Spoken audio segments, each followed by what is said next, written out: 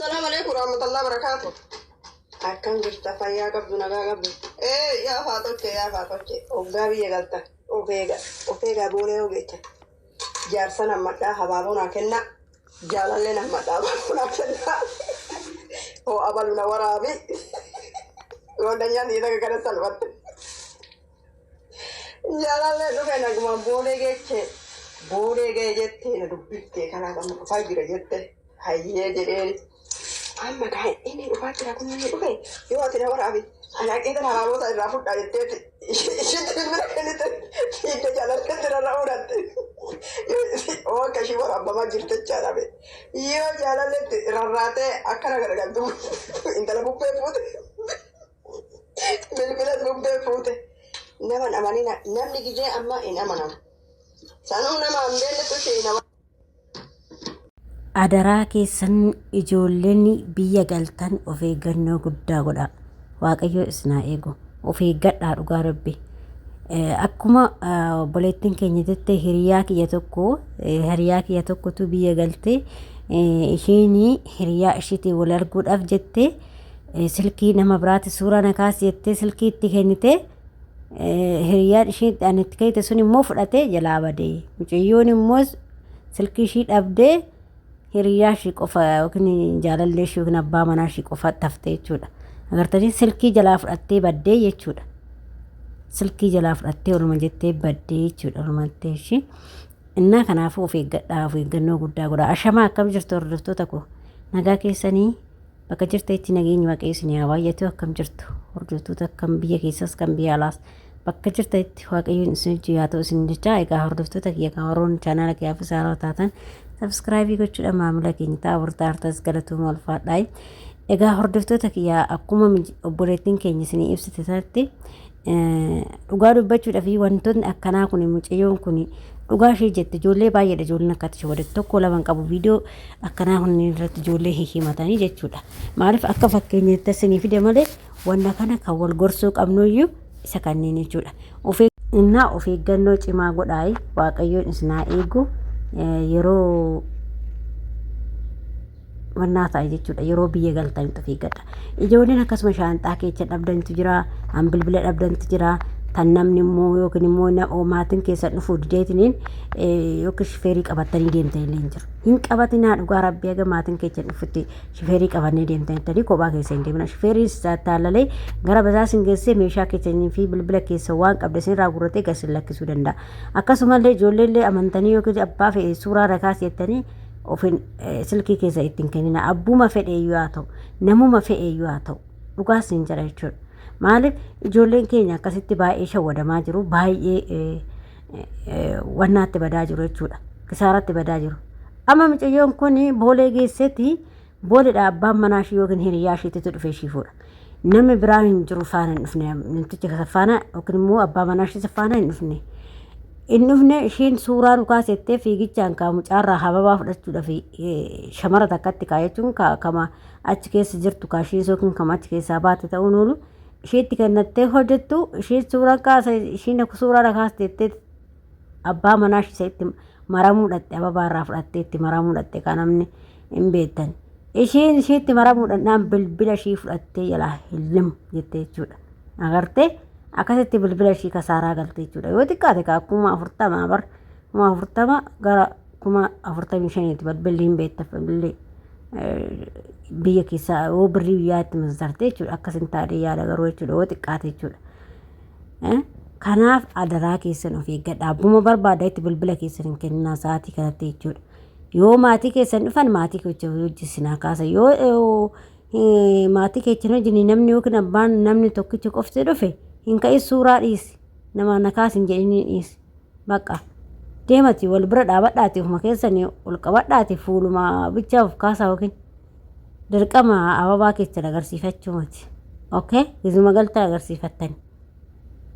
Kanaaf adaraa keessan of eeggadhaa isin jechuu barbaada. Ijoollee baay'eedha kan akkatti nyaatamaa jiru.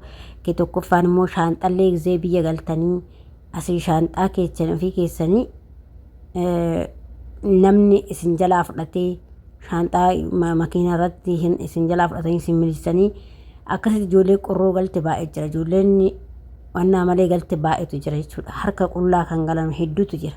Adaraa keessan of eeggadhaa. Of eeggannoo guddaa godhaa. Waaqayyo isin haa eegu. Of eeggannoo guddaa godhaa isin jedha hordoftoota kiyya. Maaliif ijoollee baay'ee rakkachaa jira jechuudha. Ijoollee baay'eedha kan biyya keenya keessatti rakkachaa jiran akkatti jechuudha. Ijoolleen fakkeenya maatiin isaanii fagoo kan dafee dhufne shifeerii qabatanii kan deemantu jira beektanii. Shifeerii qabatanii fudhatanii deeman. Garuu shifeerii sun immoo mana achiin hin ga'ushi aduu wanuma fiffinnuma keessatti bakka kanaatiin singeessa akkana jedhee laatee similistee waan ati qabdu sirraa guurataa jechuudha. Ijoollee baay'eedha yoo dhagaartanii jiraattan jechuudha. Kanaaf of eeggannoo godhaa. Yeroo biyya galtan sirriitti of eeggadhaa. Of eeggannoo cimaadhaan deemaa gizee biyya galtan. Waaqayyo isin haa eegu. Waaqayyo isin duukaa haa ta'u. Dhugaa Rabbi.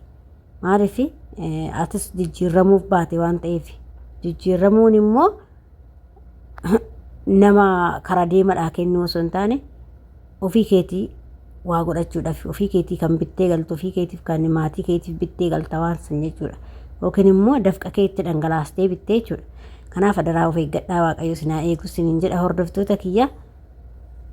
Dhugaa dubbachuudhaa fi dhugaa hedduu akka nama gaddisiisa jechuudha. Wanti ijoolleen teenyaa irra jirtu jechuudha waan gochaa jiran. Dhugaa Rabbi baay'ee akkas gochaa jira jechuudha. Ijoollee teenya rakkachaa jirti. Mana keessatti rakkachaa jirti.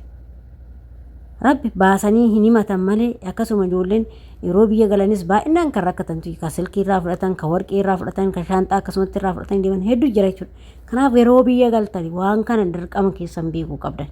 Abbaa fedhe haa ta'u suuraa ne kaasettee suuraadhaa jettee bilbila kee karasitti itti jibbamtee itti ifatamtee bitatte of jalaa hin qisaasichi of jalaan balleessine obboleettii koo. Suuraan keessatti haafu, viidiyoon keessatti haafu. Maaliif gaafa biyya mana keetti mana maatii keetti galte wajjin ka'e abbichisan. Qabadhu wajjin ka'e gibbii keessatti maatiin keessi haa kaasu yoo barbaadde yookiin immoo mana suuraa dhaqaatii ka'aa deematii yeroo barbaadanitti. Innaa akkas isiniin jechuu barbaada adaraa keessan of eeggadhaa. Ijoolleen keessattuu ijoolleen amma dhiyoo dhuftanii amma waggaa 2 waggaa 3 jettanii biyya garuu deemtan kun of eeggadhaa. Ijoolleen akkasuma immoo hiqaallee meeshaa argatanii meeshaa nama hin beekamne tokko irraa ergitanii meeshaan keenya ni walaa badee meeshaan keenya akkas ta'ee akkas hin jedhina. Meeshaallee gaafa argattan meeshaa nama amanamaa nama miidiyaa irratti beekamu nama akkasuma immoo nama baay'eedhaaf ergee beeku irratti nama akkasiitirraa ergadhaa malee akkanumaan hunduu meeshaa ergadhee ol fuutanii akkan ergine jechuudha. Mucayyoon takka amma sababa kanaaf meeshaan ishii moobaayilii meeshaawwan hiqaa waan asii bibbittee maatiidha ittiin ergine jechuudha. Taargoo godhatte gaafa godhattu kana hoo mucayyoo sun hagaarraa bilookii gootee kan ishiin irraa argatte bilookii gootee mucayyoo meeshaa saniin arganne mucayyoo sees argachuu hin dandeenye bilookii gootee akkasitti qorruu galtee jechuudha. Waan moobaayilii waan ishii asii biyya alaa kanaa ittiin ergine hin jiru taargoo gootee jechuudha. Innaa akkasitti jalaa fudhattee jalaa baddee jechuudha. Adaraa keessan of eeggadhaa. Wantoota akkanaa kana jira. Isinii galee wanta akkanaa kanatu jira. Gaafa qarshii keessatti argattan namarraa argattan. Akkasuma immoo gaafa galtanillee nama boolee keessatti isin eegu maatii kee ta'uu qaba. Yoo xiqqaate namni 2 si eeguu qaba. Bakka namni 2 doo si eege yoo nama 2 wallee taraa wal kaasuu dandeessa yoo suuraallee barbaadanii jechuudha. Okay? Amma nama inni yookiin nama abbaa manaa kee tokkichi gaafa kophaa dhufu bakka hin ka'in bakka akkasumatti ilma fudhadhaa deemaa malee hin ka'ina. Sababa sanii nama mucayyoon tun moobaayilii jalaa fudhatanii jechuudha. Sababa suuratiif jecha jechuudha. Laala of eeggannoo godhaa. Osuma suuraa na kaastettee dushiin jalaa hin xalaf gootee baddee yoo kara garagaltuu suuraan isin jiru mucayyoon isin jirtu jechuudha. Moobaayilii ishii fudhattee baddee ishii jechuudha. Eessatti agartire ofumaaf kenniteefi. Kanaaf of eeggannoo godhaa. Waaqayyo isin haa eegu isiniin jedha hordoftoota kiyya. Ijoollee baay'eedha kan wanta akkaraa himatanii akkasuma immoo warroonni taargoo godhanii himachaa jirtanillee hin jirtanii of eeggadhaa. Waaqayyo isin haa eegu sallee sirriitti of eeggannoo godhaa. Gooftaan isin haa eegu isiniin jedha hordoftoota kiyya. Akkasuma warroonni chaanaala kiyyaaf saaraa taatan immoo saabskraayibii gochuudhaan maamila keenya ta'a. Yaada fi qeeqoo qabaattan immoo komentii irratti barreessuun dagatinaa isiniin jedha. Hanga viidiyoo biraatti yoo deemnutti viidiyoo kanaan immoo turtii gaarii isiniin jedha. Obboloota kooyii isiniin jaalladha isiniin kabajaa. Nagaa ta'a fayyaa ta'a. Adaraa keessan immoo viidiyoo kana ijoollee akkanatti shawwadamaa jirtuuf sheerii naa godhaa fi adaraa keessa hooma irraa baranna waan ta'eef adaraa sheerii naa godhaa isiniin jedha hordoftoota kiyyaa.